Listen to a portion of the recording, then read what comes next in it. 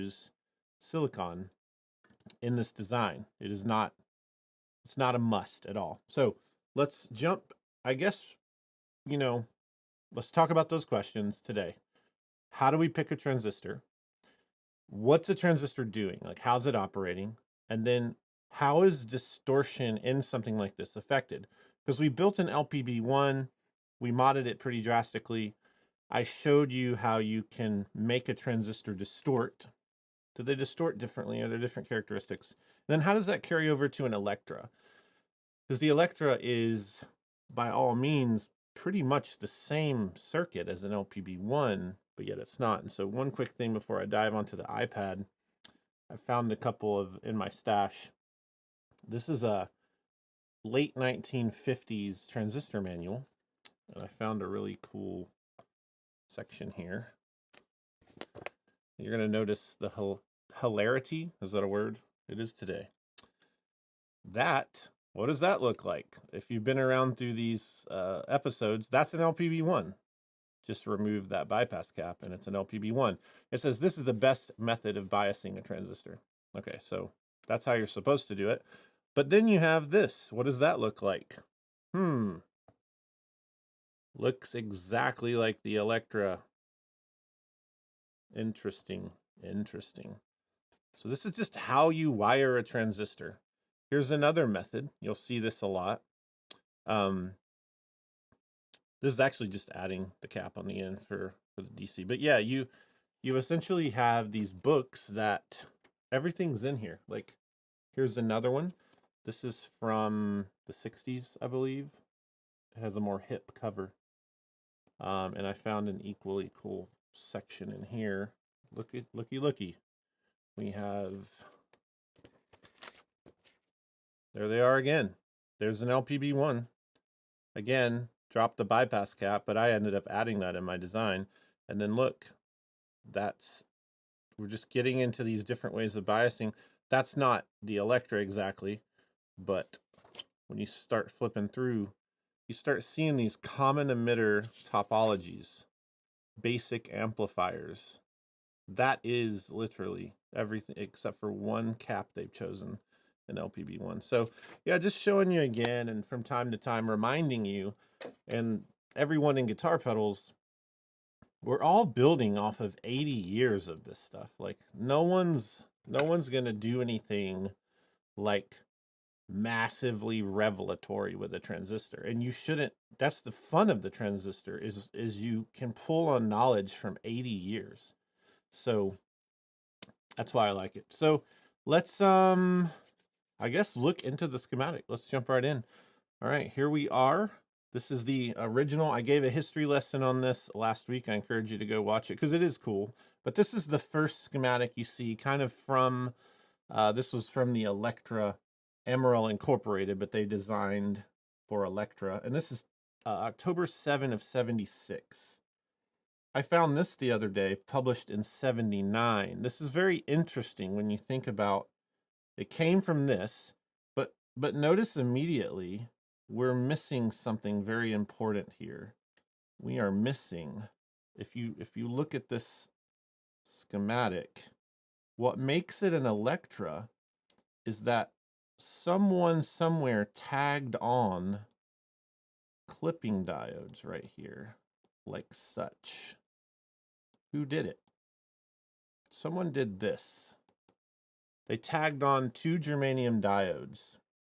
Well, I don't know who did it, but it gets interesting because you start seeing this topology obviously is expanded upon, and I don't think these have nothing to do with each other. It's just how people use transistors. But if we look here and we note this up, we are equally getting into some fun stuff. Notice the signifier I mentioned last week is right here. That bleed biasing resistor, that bleeds current from the collector to the base. So that's in here. And then look, here they have the clipping. They even have a cool clipping arrangement like we talked about with the Greer pedal last week. This is cool. And then they have a makeup gain stage using another transistor. And you'll also notice these are not NPN, these are PNP, but it's still the same principle. Really fascinating that that's there. We're just kind of looking at how this is built upon as we talk about transistors. Let's see here. Here is what I think may be where this all came from. This is the oldest DIY post I can find about this, or the image. This is the oldest image I've been able to find. It says there's a long email address here. It's hard to read, but it says 51494 electrodistortion. So this is the first time we see. Now note, it comes from this, but this original schematic is very different than this, because you can see they've added all the good stuff here. Yeah, it's interesting. They've added the diodes. I love my iPad and I hate my iPad. There's the diodes. See, those didn't exist on that original schematic. So, and then let's jump to this question. This is kind of the offshoot of today. Michael Madcock says, will you please touch on transistor data sheets and the stats that you consider most important? Thank you, Josh. So yeah, I want to touch on those. I'm also going to show you, this is where we left off last week. I was goofing around and showing you kind of the whole circuit. I made the whole circuit with the diodes. I did all kinds of stuff there. I played around with it, but we're kind of backing up from this. So just keep in mind, we went here, but I'm officially backing way up, and we're just going to obsess over the transistor. So when we talk about data sheet, I did actually pull up some data sheet, and it's pretty interesting. Let me put that in my folder really quick. Because the data sheet, what is a data sheet? Every transistor part has a sheet that the inventor makes with the specifications. So like if you made car tires, you're going to have some kind of spec on the tire. You're going to say, this is a 100,000 mile tire and it treads water well and the thickness of the blah, blah, blah. You have all those specs. So every electronic part has the same kind of thing. And we want to consider that if we're trying to learn, right? So let's look at the data sheet here for like a general transistor. And then we're going to kind of talk about what all of this means. So here's like what a data sheet looks like. Right now in the circuit, right here, I have an old just cheapy 3904. This is used in a trillion designs. It's a fantastic device for guitar effects. It's just a really cheap thing. It's like you can find them everywhere. It's fantastic. So that being said, what does the data sheet say? Well, a data sheet's going to have the model number. It's going to say things like, fast switching devices, because you can actually use these as switches to turn things on and off, but we use them to amplify. And you'll see it says general purpose switching and amplifier applications. And then you have all these different,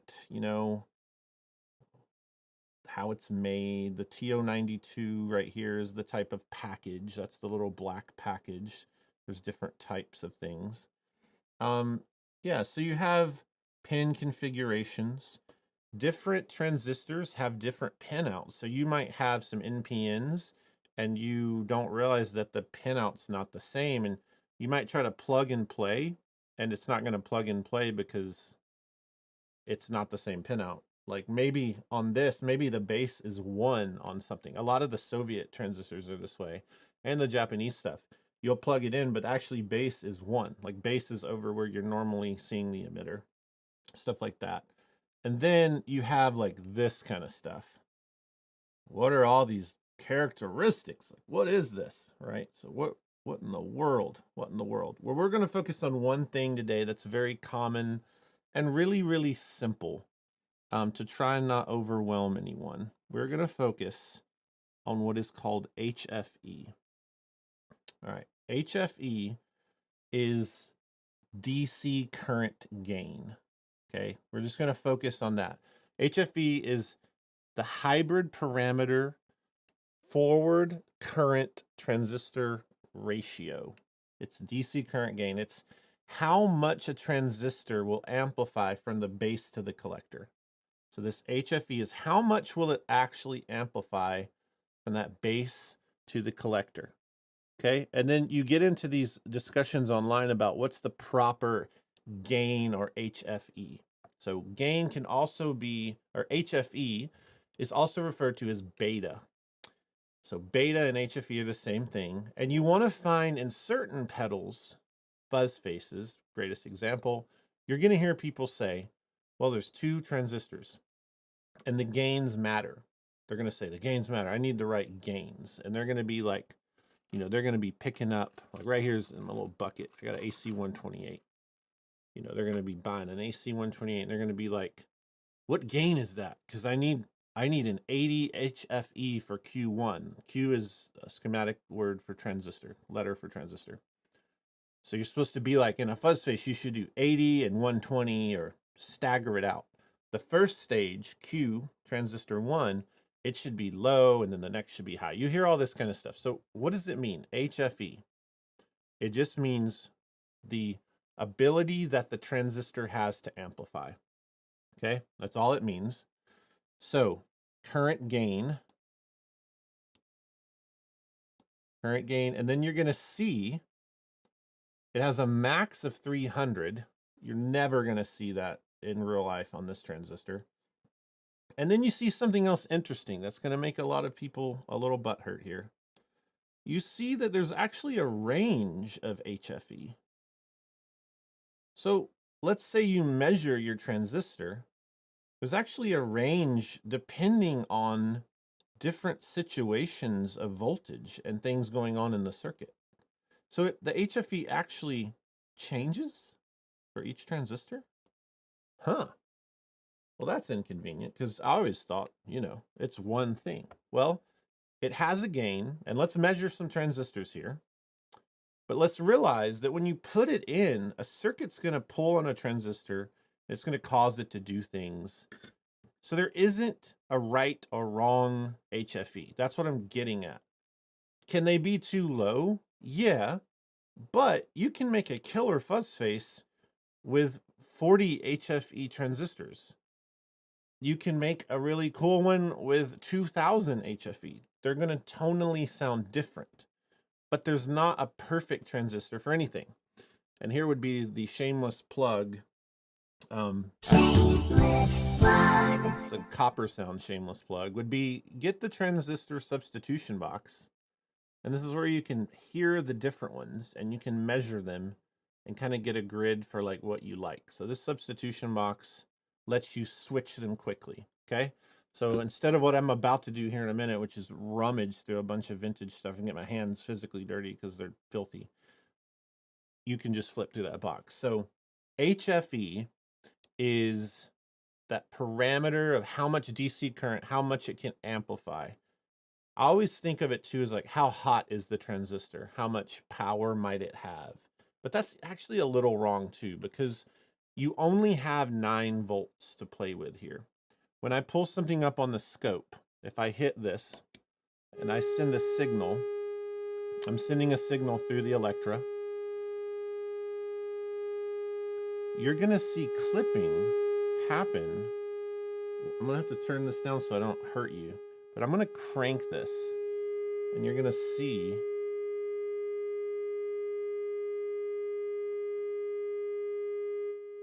watch this.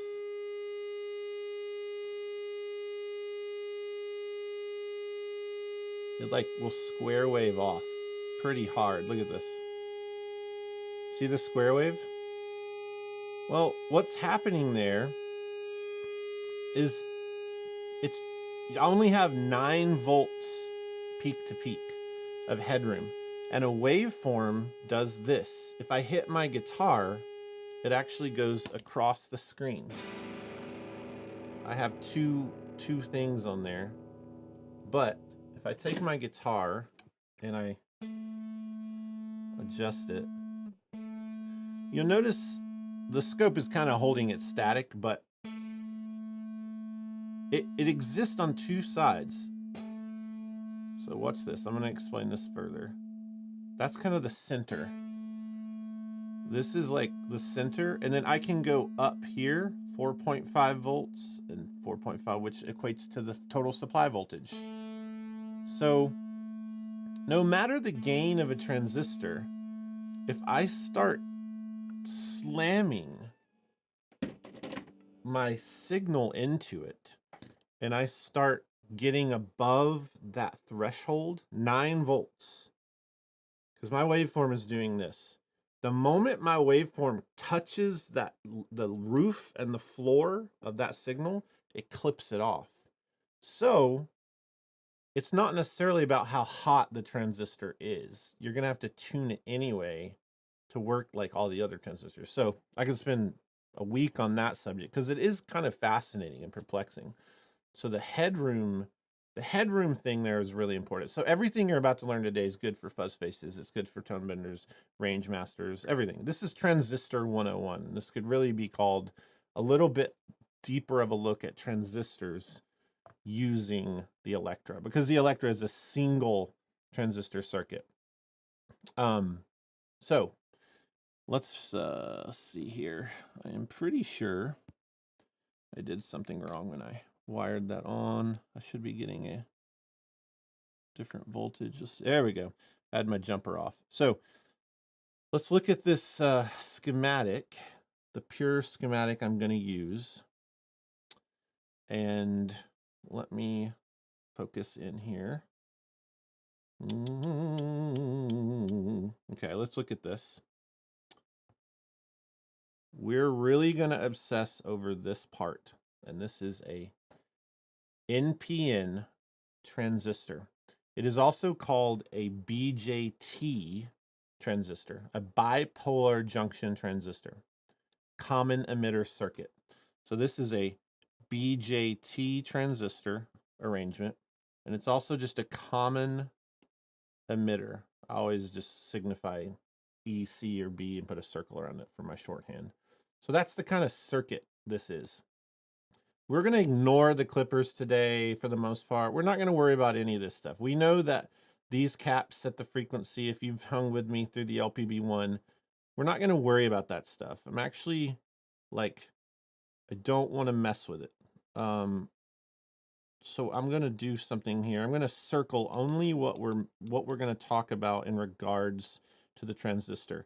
And I'm going to do it in green. We're really only going to talk about this, and this in relation to that transistor. So if the transistors are subject, we have 3 pieces in this circuit that actually change the way a pedal sounds. And if you're wanting to create a killer pedal and design something, or actually understand what the crap's going on, for almost every transistor circuit you've ever played, all the legendary stuff, tons of boutique pedals, this is what matters in this part of the circuit.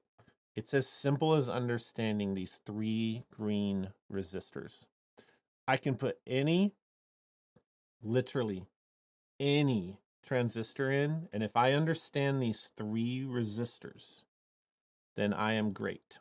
So starting here, I'm going to use yellow, and we're going to look again at this 47K. This 47K takes the 9 volts, and you choose with a trim pot the way I do it. I don't use a resistor. I've talked about this last week. And what happens is this collector, this resistor chooses what hits that point right there. So I believe this is the most important thing in the pedal. So let's look at that in real time again, a little refresher on the subject. Okay. So we have my multimeter back on. I have a trim pot right here. All I have going on, don't let this overwhelm you. It's super simple. I just have a multimeter plugged ground and also touching the collector. So I have the multimeter touching this point right here in blue. I have it touching this blue point. Okay? And what happens is it reads the voltage on the multimeter. So when I turn this all the way down, Notice it says OL. Watch the meter. Overload. Well, it's 9.33. Why is it 9.33? Because I'm using a Pedal Power 2 Plus, and the output of a Pedal Power 2 Plus power supply is 9.33 volts. So I'm giving right now this transistor the entire 9.33 volts. And that is not going to sound good, okay? So let's see here. I have my guitar on. Notice my volume's on, so it's dead. The transistor is literally like, save me, I'm crumbling under the wrath. I'm going to take my screwdriver. Let's see when it turns on. I'm going to lightly turn it as I like touch the guitar, just for some signal. And I want to see when it turns on. So let's watch the multimeter and listen. That's the signal generator. Here's the guitar. Well, I started hearing it. You can hear a little guitar at 7 volts. So it kind of kills it there. So watch the number. 4.5 is where it should be. Turn that back up. That's where my volume should have been on my preamp. So check this out one more time. Dead. It actually turns on at 8.6, 8.7. Then you, like, it sounds proper. Hear all that crackle? And I'm going to put it at 4.5. Can anyone in the comments tell me why 4.5? Why I've taught this over the last few weeks. Why do I want to be at 4.5? Can anybody tell me? So listen to that.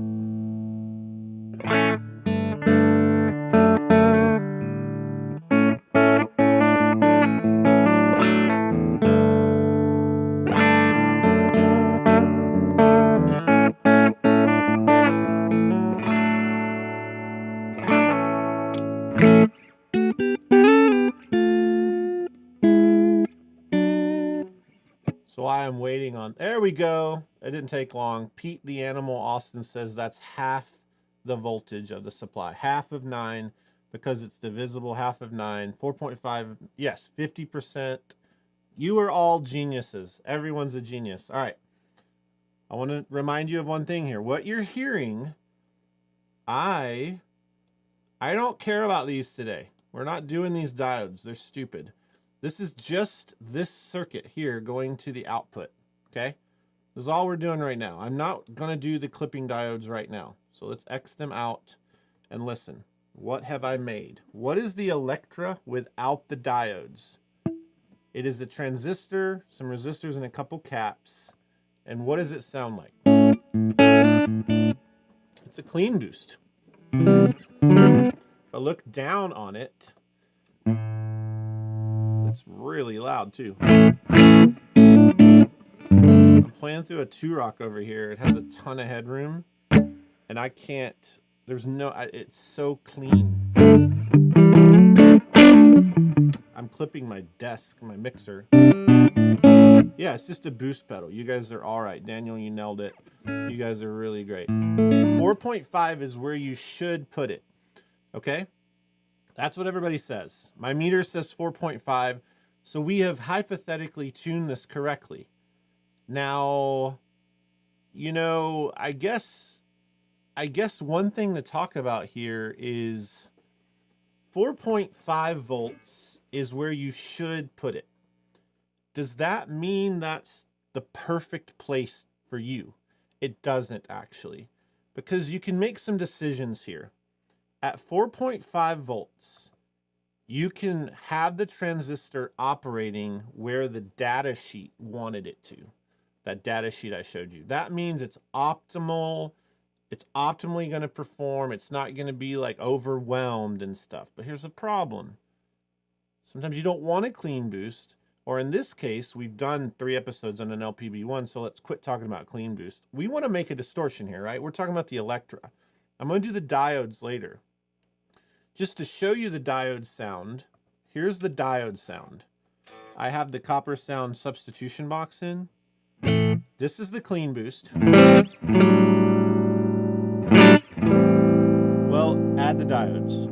There. I added 1N4, 148s on here. Here's the germaniums.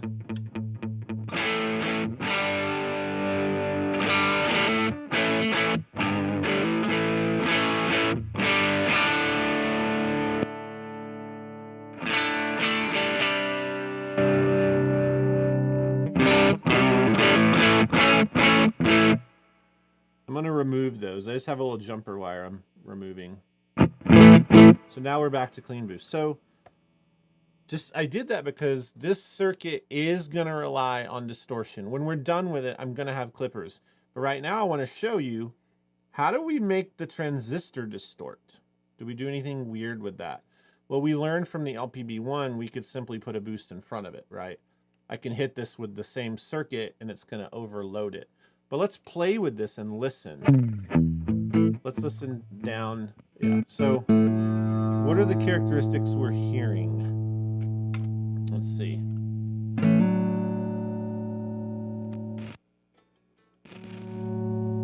If I go all the way to like 1.2, it starts,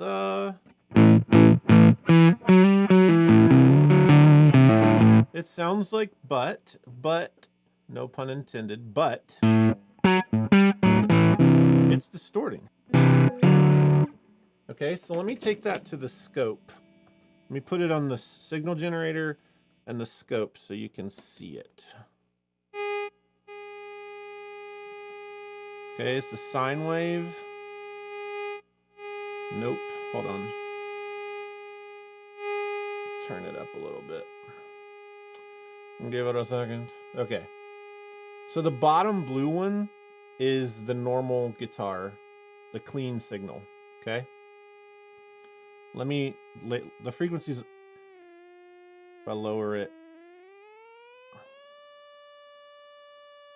So that's about 440. It's probably around an A note on a guitar. We're clipping. We're clipping pretty hard. It's clipped off. So if I turn my trim pot,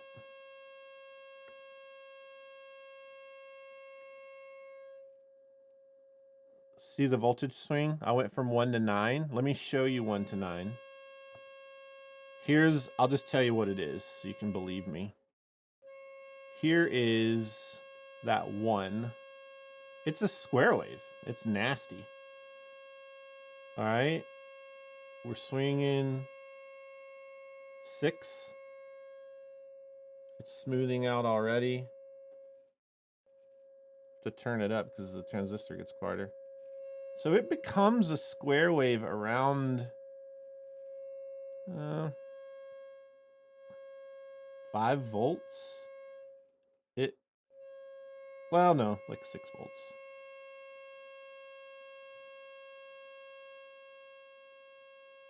I would say it this way. It becomes totally normal around 6 volts. It's kind of like lives in that land. So what you have here, you have a situation where, well, this is how you don't clone things. You tweak circuits. You know, everybody gets their feathers in a wad over it's a clone of this or that. Well, here's the big news for everybody. You can take this Electra circuit that 7 trillion people have made at this point. But if you just simply bias the 47K resistor differently, guess what? It sounds nothing like an Electra.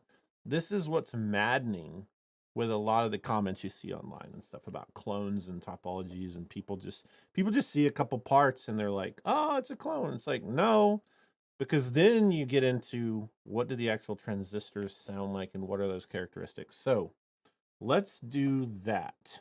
Let's put this at 4. I keep picking up the wrong trimmer. Let's put it back at 4.5. All right, they're so finicky. 4 point. It is like, I probably have the wrong value trim pot in here. It's a little too sensitive. That's good. 4.6. It's a nice sine wave. Okay? Nothing too crazy there. It's just a sine wave. And it is inverted, you'll notice. I had a question about this. This is this way, but notice this is going like this. This is an inverted boost right now.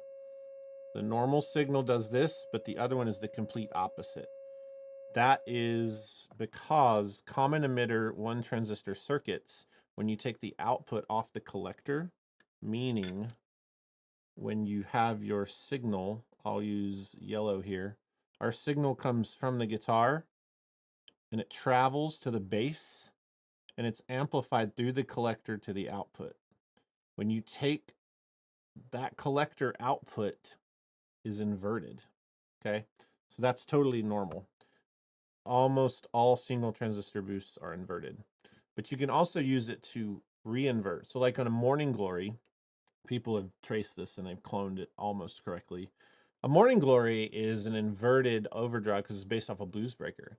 Well, when I did that original design, I added on a emitter stage to an already inverted overdrive, and that actually put it back to be not inverted. So I actually made up gain and caused it to be not inverted. So the Morning Glory is actually proper inversion of the signal, which is cool. That's one thing that a boost also does.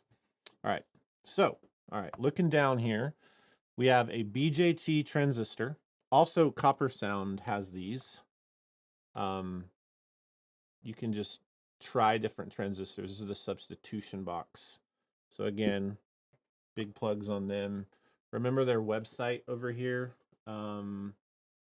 Just giving all the credit where it's due. Not sponsored by, but just a big fan here. They have all these components you can buy. They have an entire DIY section. The breadboards I'm using, all those boxes. I'm even using their wires and stuff. It's just really good stuff. These pre-cut stripped wires are so nice. Okay, so little Copper Sound plug never hurt anybody. Let me there we go. All right, so I have 4.8. Well, this is funny too. Notice, I want to show you this. With a signal on the base, it changes the bias. So it changes the gain, which changes the HFE is effectively changing because of the voltage. Remember I showed you on the data sheet, it had different HFEs and people like freak out. It's like, well, they're not a static thing because when we look at this multimeter, when my signal generator hits it, it changes. If I turn up my signal generator, I'm turning my volume up on my generator. See? So it's HFE, gain, and bias. All this is determined on what's happening in a circuit. So all I can do right now is I don't have any signal going through it. That's where you want to measure it. And I want to try to just scooch this over to 4.5, but my Lord, it's difficult. That is like so hard to do. Oh, whoa. It's like when you're, oh, it did it. It's like when you're pumping gas and you like somehow nail it, like exactly $10. Okay. So let's keep trucking here. I want to start popping in some different transistors and showing you what I like about them. All right, one more little look at the schematic and one more reminder. I don't give a crap about these diodes today. You heard them just now, but I don't care. Okay, oh my God, somebody's like logging in there. All right, so that right there, I don't care about. I simply am wanting to tune that transistor, okay? And we're going to do so by talking about these. You have seen me playing with this, the 47K. So let me go in here, erase all this off. I'm going to leave those diodes covered. You have seen me playing with this right here. But keep in mind, I do a trem pot here, and you know this from the last episodes. I do not prefer a static resistor there. What is this resistor? We're going to talk about that. And then what is this resistor? Okay. So we really have these three parts that surround the transistor. But before we like play with that or whatever, let's try some different stuff. Let's let's do some old school silicon stuff. So you hear a lot of talk about germanium, like vintage germanium, but there's a lot of vintage silicon. So I have a big old bag of these Texas Instrument. These are amazing. Massive bag of these. These are from the 70s. I have a good little portion of these 2N760s. These are really cool. They have gold legs, so they sound better. We have, I have some original unopened RCAs, like you see in the old Astrotone fuzz and stuff. Those are cool. I have just tons and tons and tons of stuff. I mean, I have, what are these? Yeah, and now I have all the gains kind of written on them. So what I do is I take the DCA that I'm about to show you, and I just kind of write the gains on there. You'll notice it says 150 to 200-ish. I'm going to show you what that means. So let's, I have a couple things on the table here. Here's one really cool piece of history that I'll show you. In my work on the electroharmonics book, we rummaged and were able to go basically look through the shed where the Big Muff was designed and everything, and these were in there. These are literally, they were delivered. This is the electroharmonics parts bin. I got to go through it and keep several things, and it's really amazing. But these are original Big Muff transistors and stuff, so it's just super cool. Like, that is from the 1960s and 70s electroharmonics R&D department, and it's really cool to have those. So with that in mind, I've actually not measured these. There's some different values. Let me show you how to use the DCA. The DCA is something, maybe Copperson can become a dealer or something. It's a really useful tool because you can measure the HFE, or the beta of the transistor, so the amount that it will amplify current. And you can also put diodes in it and tell where it clips. You'll see me use this device on both. So here it is. It's called the Atlas DCA Pro, the DCA 75. If you're serious about anything we're talking about, just go buy this right now. Like, no questions asked. There's nothing that's even comparative. If you're trying to design pedals with anything like this type of technology, you need this unit. All right, so what we're going to do here is I'm going to measure. This is fun because I've never measured it. I'm going to measure this transistor set from the Electroharmonics original R&D. Let's see what it is. It's probably a P&P. You might not even be able to use it. But all I do essentially, forgive my giant hands, but I have 3 leads here. When you buy a DCA, it just has these little clips, and I simply have this where I can plug any transistor into my breadboard. Remember, because on the breadboard, these vertical lines touch. Well, I have the 3 leads, and I just plug it in like so. Get my other tiny pliers here. And I hit the button. It makes a cool noise. And okay, this is a perfect subject for this pedal. It's an NPN VJT with an HFE of 121. So that's what this says. It read it instantly for me, and it's super accurate. So I can actually use this this vintage transistor that I found that would have gone in some kind of electroharmonics product. I could use it, but I'm going to show you something. No 2 devices are the same. So even though these are the same part, the same bag with the same part number, and even though I can pull out of my drawer here, you know, here's a slide of 2N5088s, right? So these are all out of the same kind of sheath. They're not going to measure the same. They're going to be similar, and they are the same data sheet applies, etc. But watch this. I'm gonna pull that one out that I know I can now use. Pretty pumped. I actually need to do that again. There's one more thing it tells you. And I used certain colors here for a reason, because the leads on the DCA itself are blue, green, and red. because it tells you red is C, collector, green is E, and blue is the base. So I know the base is there, and I just want to know the emitter is this one over here. And usually there's some signifier. On this, there's really not. I'm just going to have to remember the emitter I bent kind of strange. Like I bent it out. There's not really a signifier. But let's pop in a second of the same model. Now we had 121, didn't we? Everybody remember that? 121 beta HFE. We're testing. Let's see what we got here. 117. So these are pretty close. And silicon is close. Germanium has a crazy swing. Like germaniums can be nightmarish, and this is why people quit manufacturing with them because of this issue. But yeah, that's cool. I'm going to put this back in the bag so I don't lose it. Those are very precious. Bob Meyer gave them to me, which is amazing.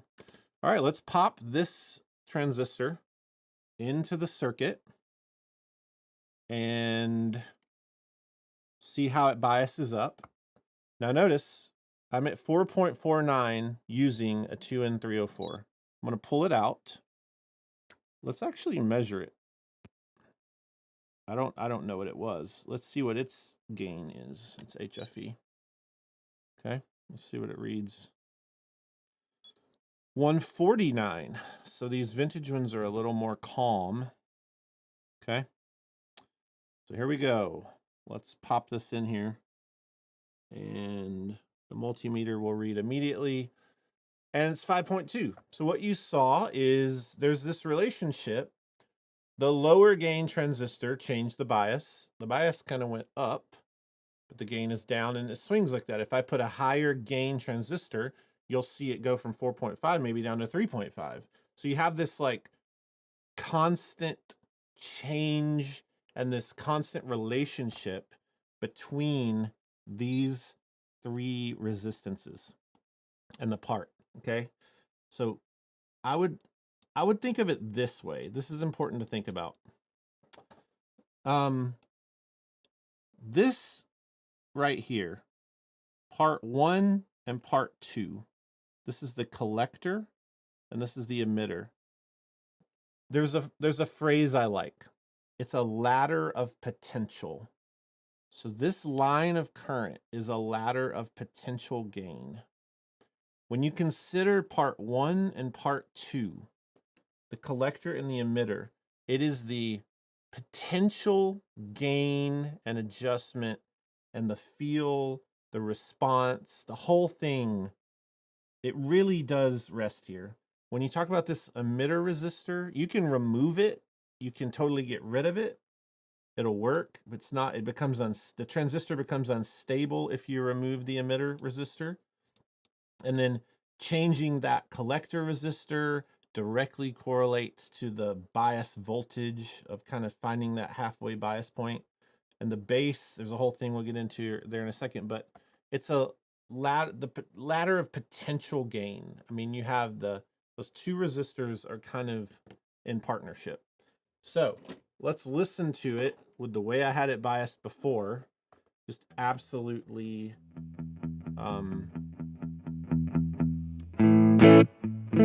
so this is the first time this has ever been played. It's a transistor from Electroharmonics R&D barn. Now, as you expect, it's clean and there's nothing really to write home about there, you know. Let's see where it distorts at a little bit. Let's take it down to 1 and see how it clips.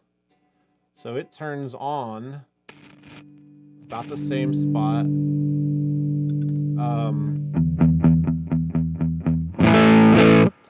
That's a little dirtier if you're starving it. Starving it means I'm starving the voltage. I'm only letting 1.6 volts in. If I shoot that sine wave through it,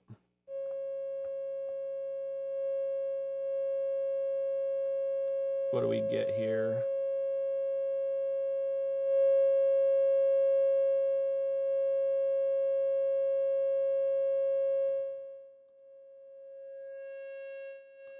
transistor in that way down. It's hilarious. So we start square waving. Hold on. It's fun holding a bunch of stuff and doing this all at once. Let's see here. It actually, on the scope, it's interesting. Run it one more time.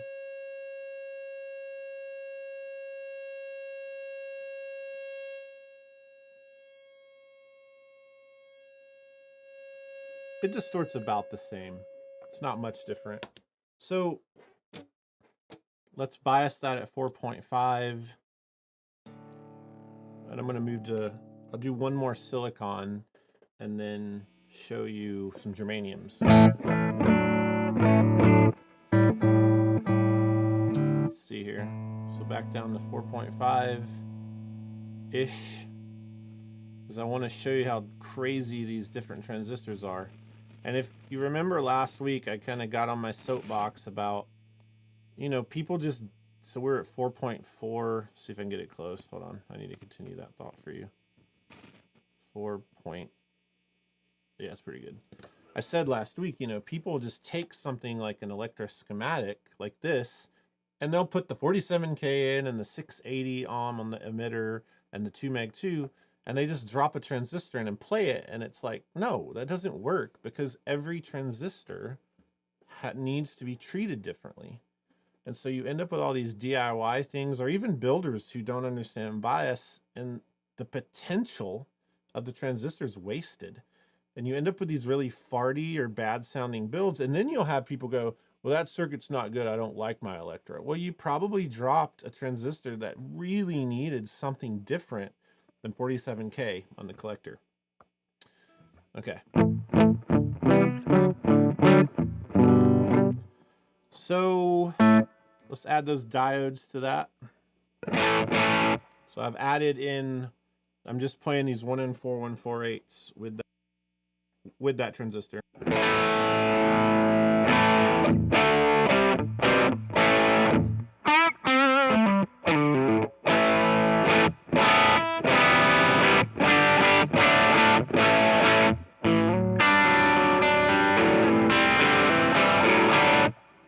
Yeah, sounds good. It's gonna sound good because it's such a simple, versatile circuit.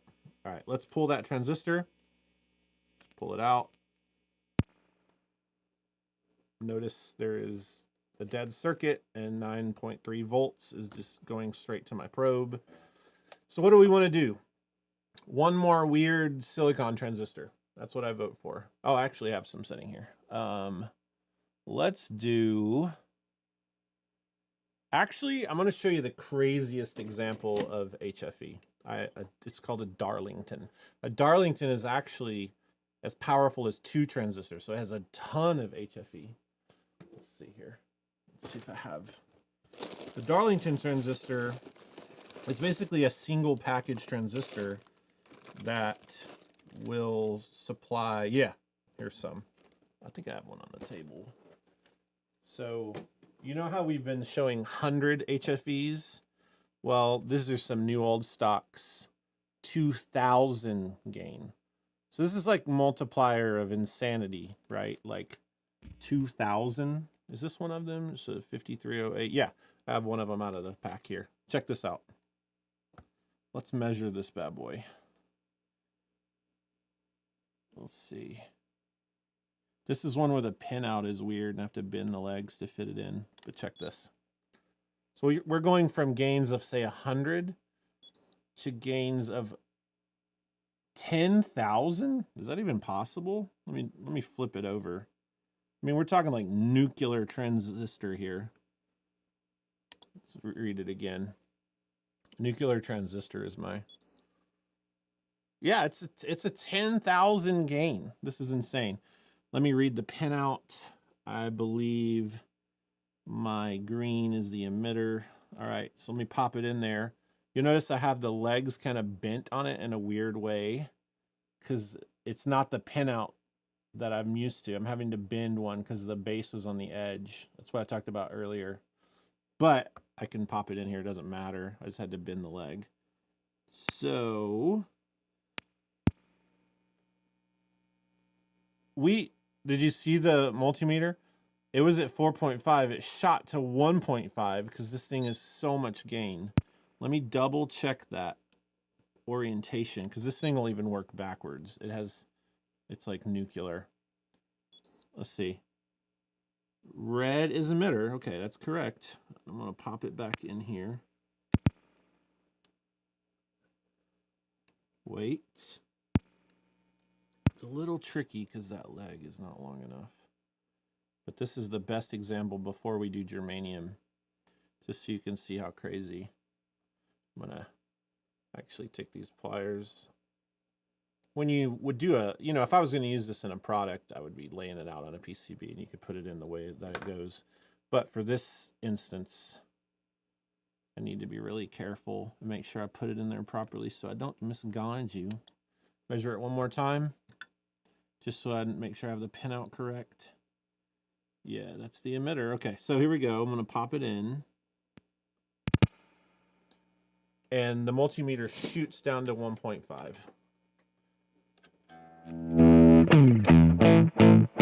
So I'm instantly distorted. But can I bias this with this trim pot? Is it even a big enough resistor?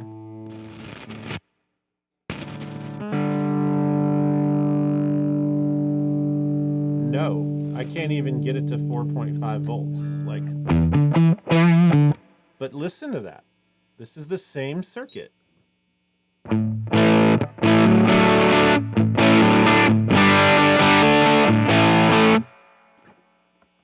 This, my friends, is what I feel like I hope I'm preaching to the choir at this point. It's the same circuit with crazy different sounds because of one part. The whole idea of the simplicity of these circuits is mind-blowing because when you change one thing, it's through the roof crazy. I want to see if I can bias this. What do I have in here? So what I'm going to do, I want to hear this at 4.5, but I want to show you on the scope. Wrong image. When I do this sine wave, I have to turn my mixer down over here. So I'm like managing 10 things. I want to show you this. Yeah, it's already clipping. The waveform is really bizarre.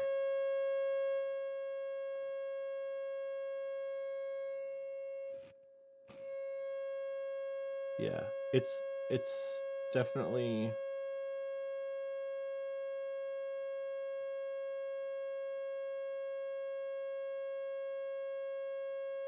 Yeah, it's already clipping. So let's play. Let's play that. Let's see here.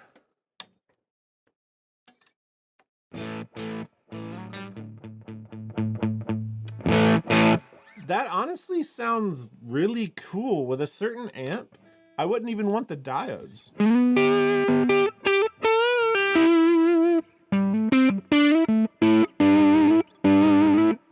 So this is just this schematic, but with a Darlington transistor that has a gain of 10,000 as opposed to 100. So it's pretty wild.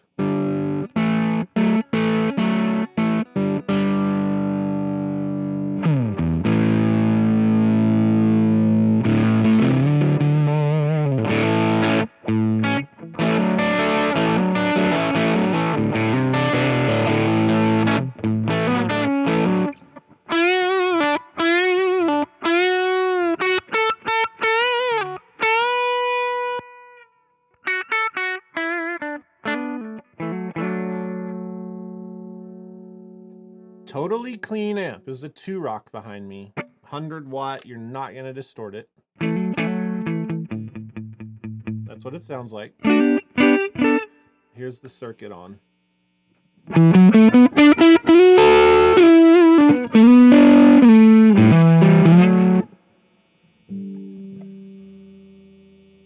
It's pretty gnarly. Like that one transistor. Actually, let's throw the clippers on with that. So let's look at it in the sine wave. with the sine wave being sent to it. Let's see here.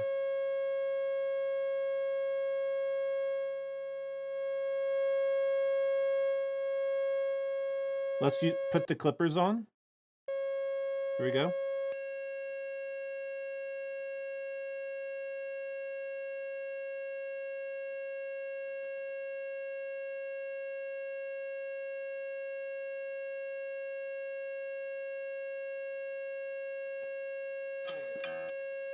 So, clippers off. It's like the trigger's going nuts. Hold on. There we go. That's the clippers off. Oh my gosh. Hold on, y'all. Sorry. I'm managing like 4 different things with different hands here. Cool. All right.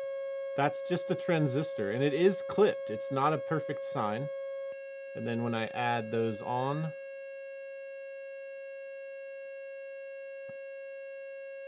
it turns it into a square wave.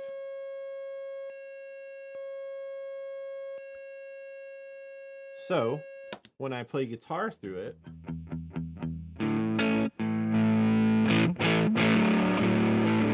no clippers, no diodes. Here's the diodes.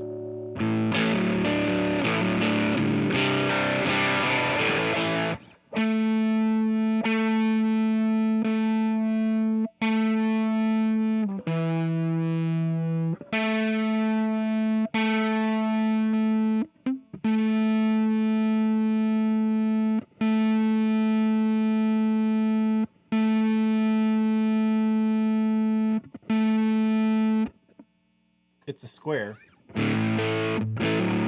Pull those off. It's still a square wave. So it has some square waveness. I want to bias this, but I think you get the point. I'm not going to worry about biasing this. What will happen is if I change out this part, if I put a bigger resistor here, I can bias this Darlington transistor, and I can get it to 4.5 volts on here. And what will happen is it will just be amplifying more. And what that means, remember, HFE is it's the amplification. It's the relationship between the base and the collector. Okay? That means when my signal comes in here, the Darlington grabs it and amplifies it out more. It's just more potential gain. Okay? That's all that means. I can bias it. I'm not going to waste my time doing it because the science, it works. Okay. So let's do a germanium. So this is something people ask about all the time on this kind of circuit. So what kind of germanium? I have a bunch of stuff here. I have a bag of these Japanese. These are amazing. I even have these old Teslas. Before there was a car, there was a transistor called Tesla. I've got a bunch of Soviet stuff that I really like. These. So, yeah, there's a lot of options for this circuit with germanium.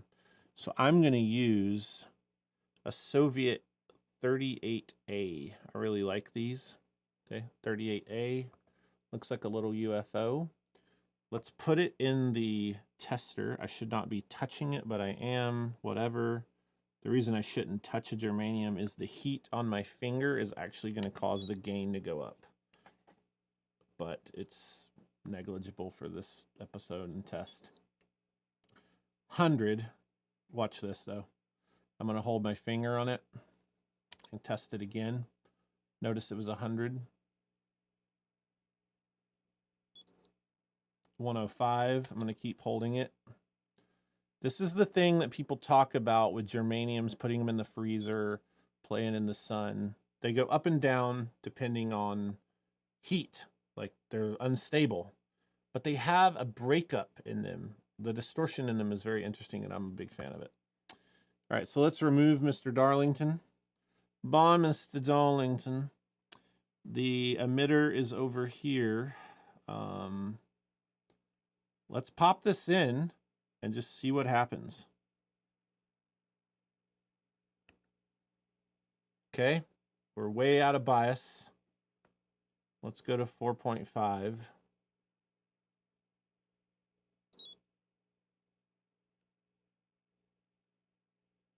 All right, so now we have a germanium Electra, which, spoiler alert, my final design will be germanium because I do love it in this.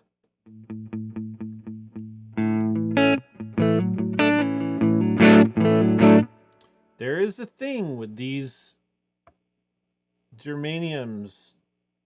I can't do it quickly because I'm one person here. There is a frequency thing happening. There is a roll off. It's just in there. It is measurable, but I instantly heard it. And there's a pleasantness to how this germanium sounds compared to the Darlington. The Darlington is really harsh because it is, again, for the third time saying, it's like a nuclear, it's like just boom. Like there's not a lot of feel to it, but if you need a lot of power, use the Darlington.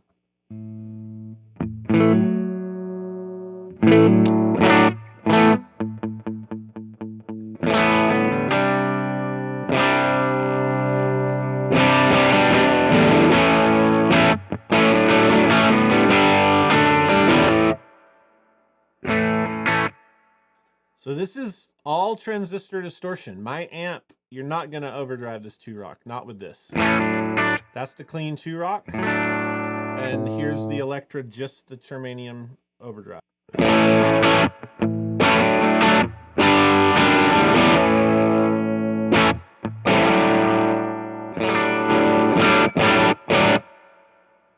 You'll also notice I have this turned up. I'm abusing this transistor.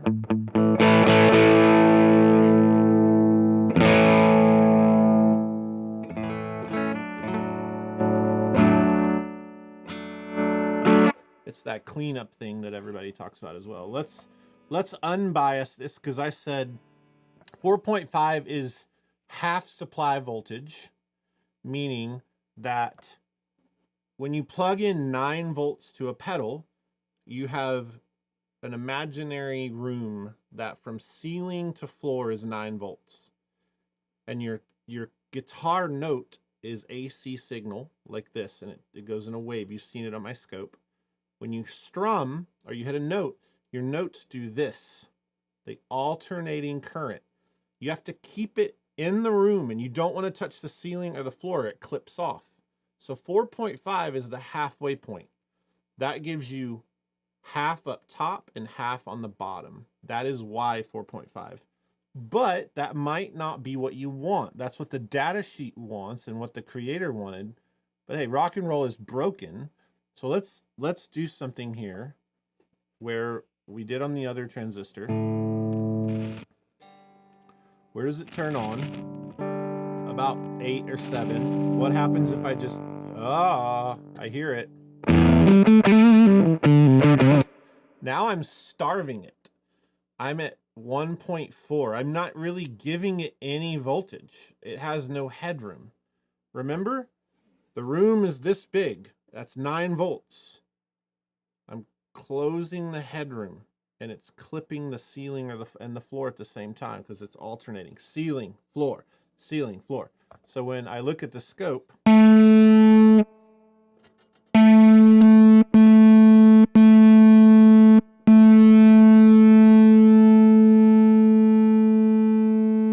blue line is the clean guitar.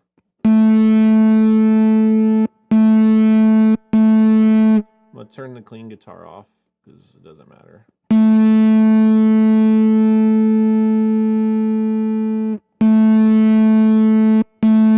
See it clipping? Let me turn it up more.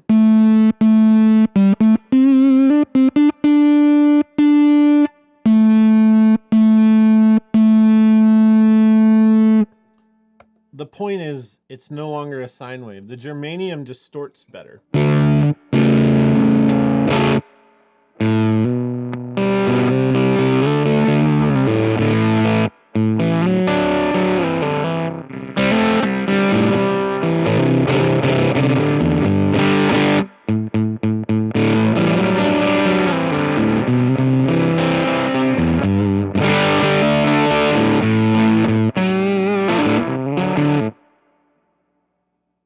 let's add a diode clipper in, because again, I'm going to close off on this, but remember I said, hey, let's not worry about these stupid diodes. I want you to hear transistor distortion.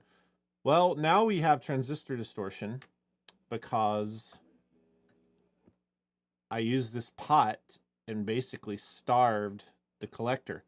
So you could make this an external knob and call it fuzz. You can call it gain. People do this all the time. So you could actually put a gain control in the collector, which is technically a starve potentiometer that's starving the voltage, or it's starving the size of the room, the headroom, right? Okay.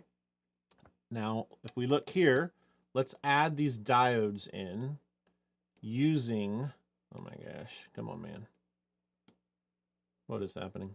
Oh, apparently you have to hold the pin a certain way and not have eraser selected. So let's add those because that is part of the famous design. And so I'm using the copper sound diode box. I have 1N4148s chosen. And when I plug in this white wire here, now.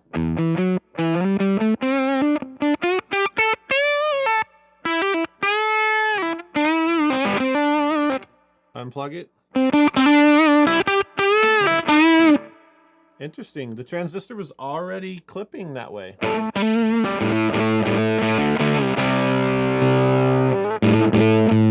It's much more loose though. Let's do that sine wave.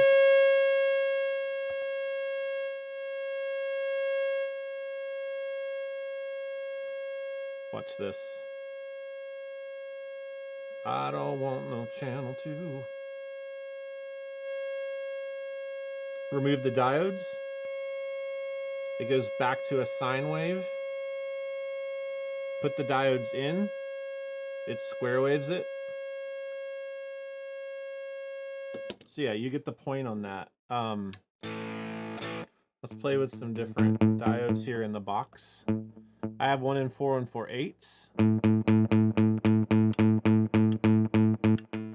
That's our germanium 1N34As. Notice how much volume loss I got though. And that's why you would need another gain stage here.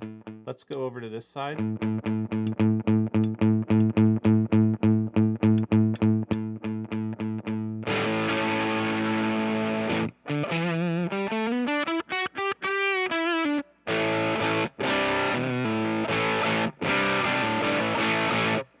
Now let's properly bias the germanium to 4.5. And let's hear it with the diodes. It's close enough.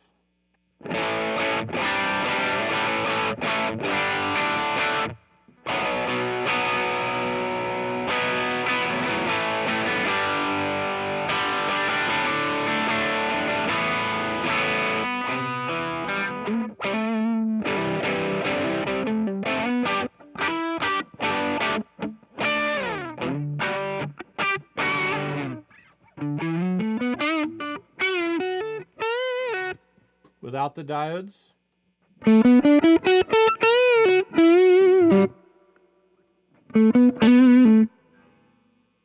Very interesting.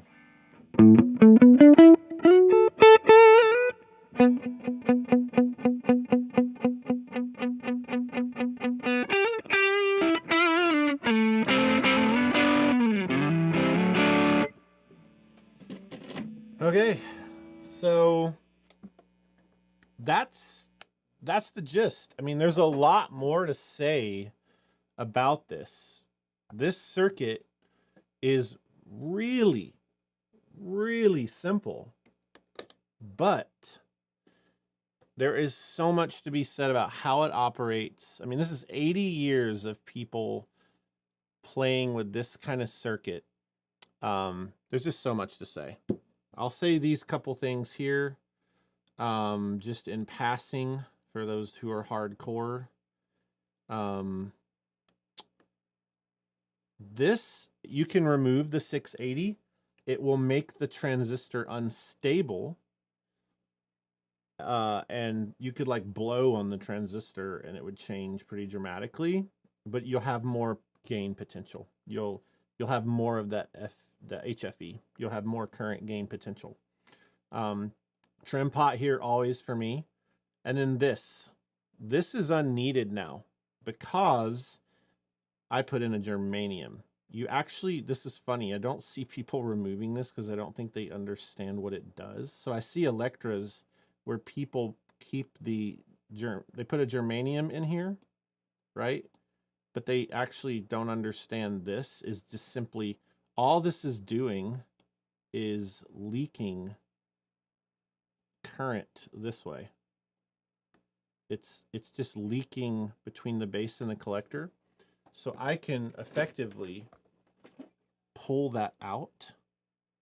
It's this big boy right here in the back.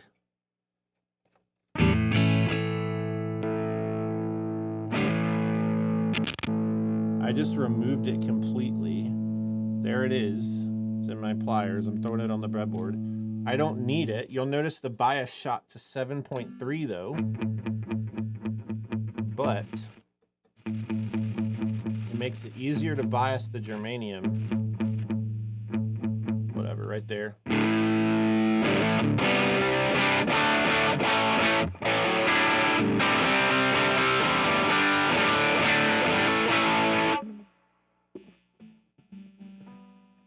So, sorry, my foot switch for my mic was off.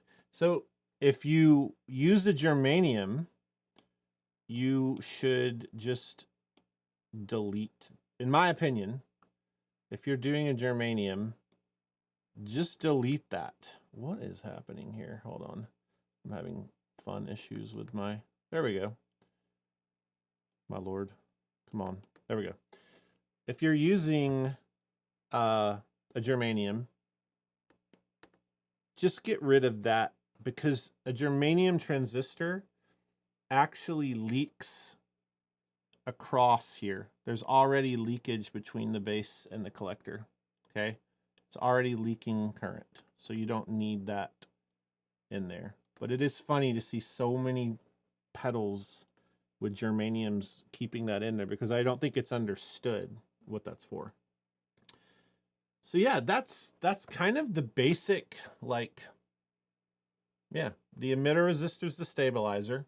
It's kind of, the whole transistor rides on that emitter, like its stability.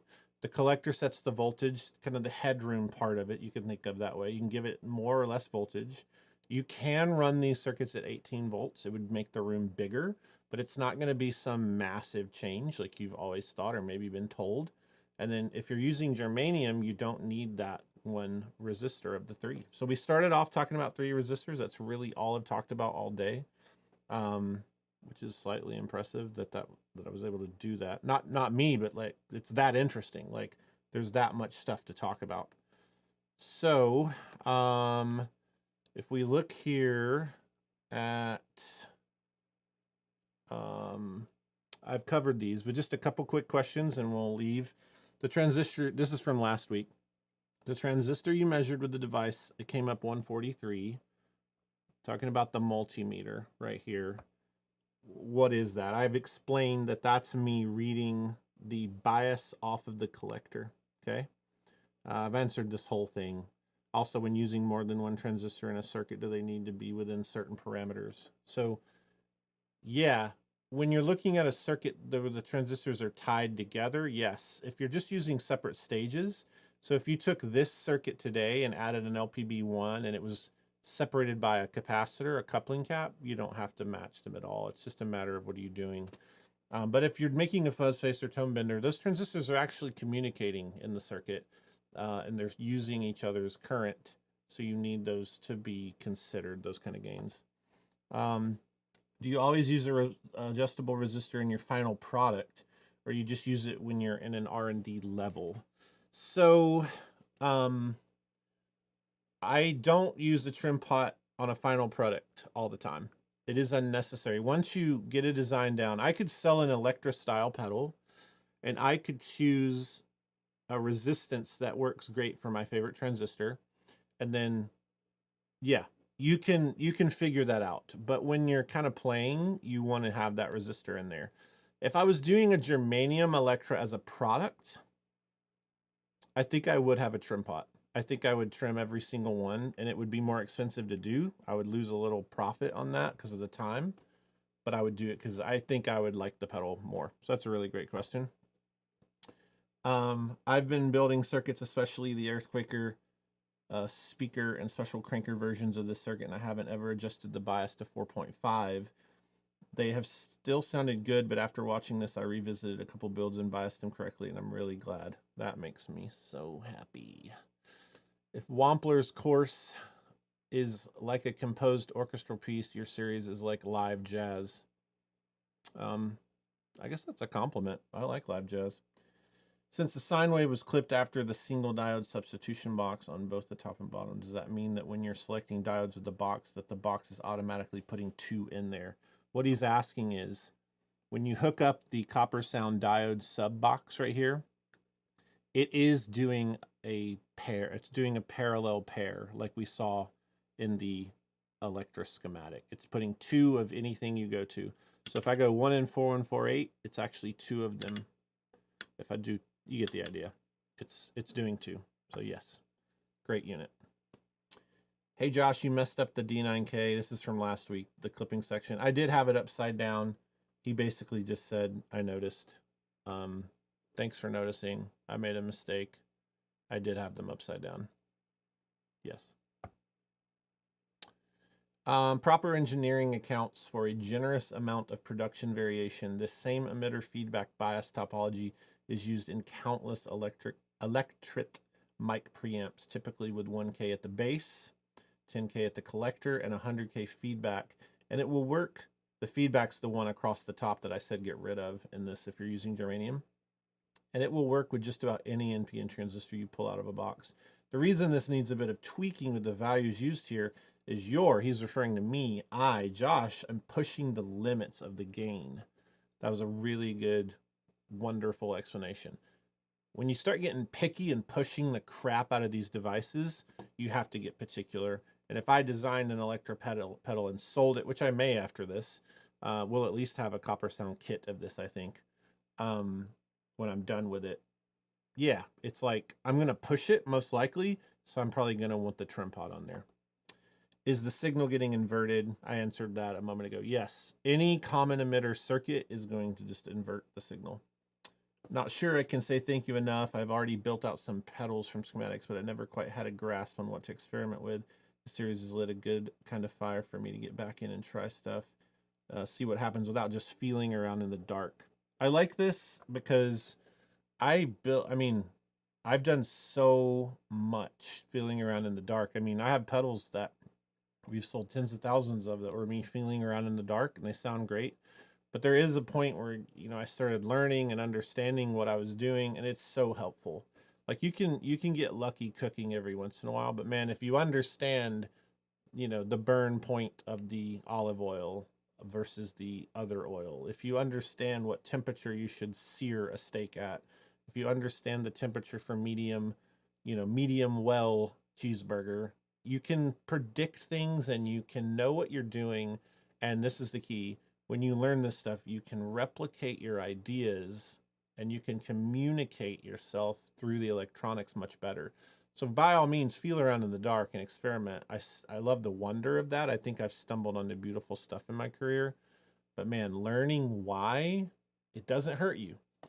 It doesn't hurt to do it. And I think a lot of people stray from it because it's intimidating. But as you can tell, we're on episode 5. This is not that complicated, but it has a lot of nuance.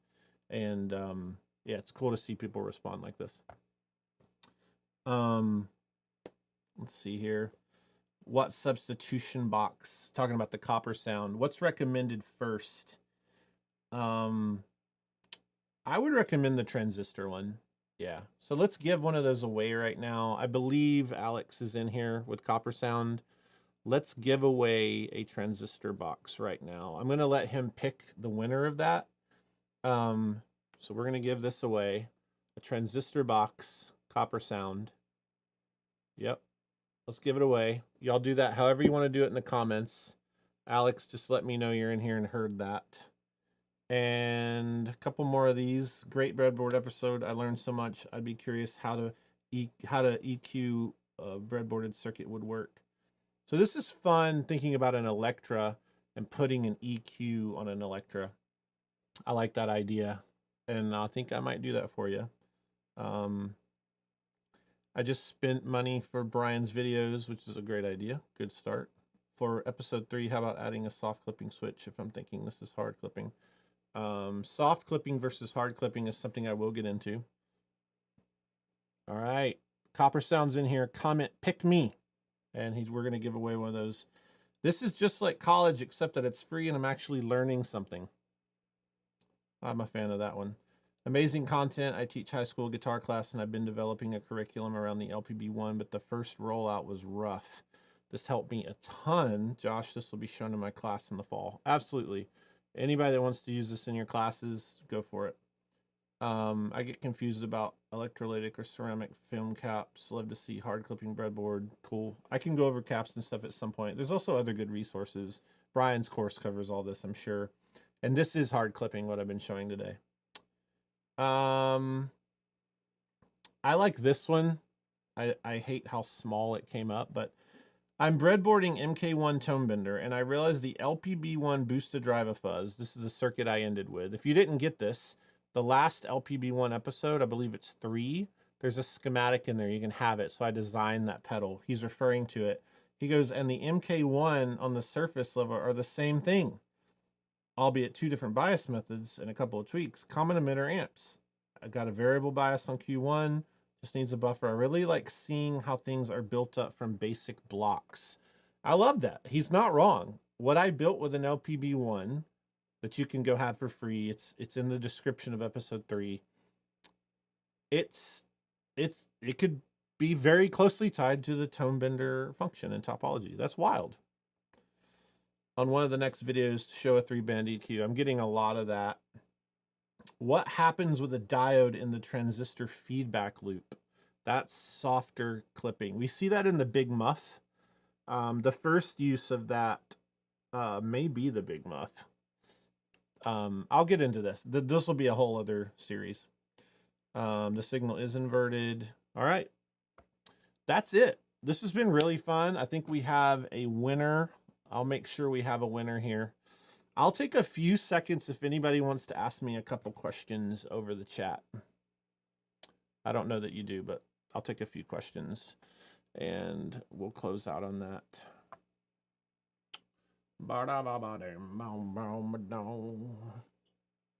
Let's see here.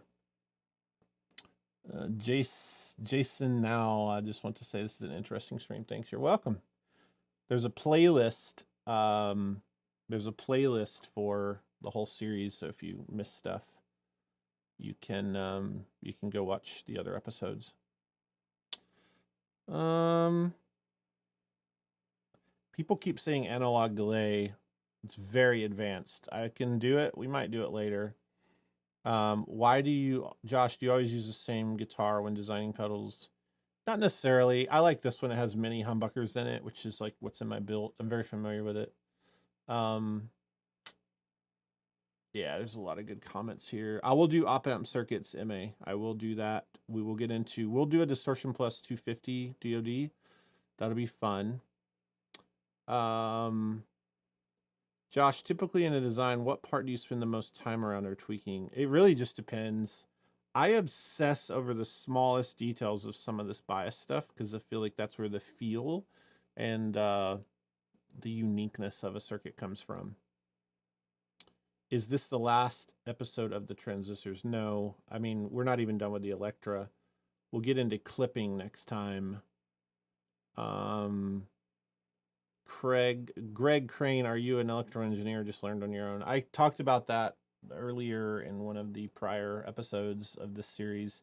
No, I'm just self-taught the whole thing. I've gotten around people that have taught me a lot.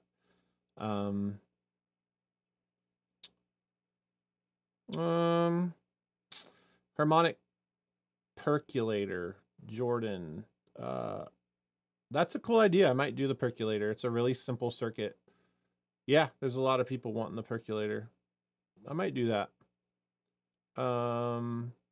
Cool. All right. That's where we're at right now.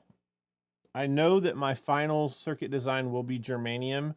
So if you're interested in building this with germanium, I would just advise go on eBay and search PNP Nope. Nope. My brain's dead. NPN, germanium transistor. Look for something with gains of about 100. They're all over eBay. There's some on Reverb too. I'm a fan of the 38A. It's this little Soviet, it's a little silver guy here. So I'm a big fan of this one. This guy. So yeah, you should check those out. That's where I'm going to go with this. I'm not going to use a silicon. I'm pretty sure I'm going to do germanium. But yeah, this is it. Thanks for watching. This was fun. This was really fun. Episode 6 will be on the Electra, and I'll probably wrap it. We'll do the diodes, and we'll end it. The decision I'll have to make on this circuit will be, will I guess the question will be, will I add another makeup volume stage? Do I feel like the germanium is too quiet? Like, will this actually be a 2-transistor design, or will I try to keep it simple? So that's probably my biggest challenge on this. So yeah, this is great. I'm out. Just a reminder, copper sound substitution boxes are amazing. Get yourself a DCA 75. Get yourself a good multimeter. Get you these breadboards, and have a great evening, great night, wherever you are, I guess. Yeah. See you later.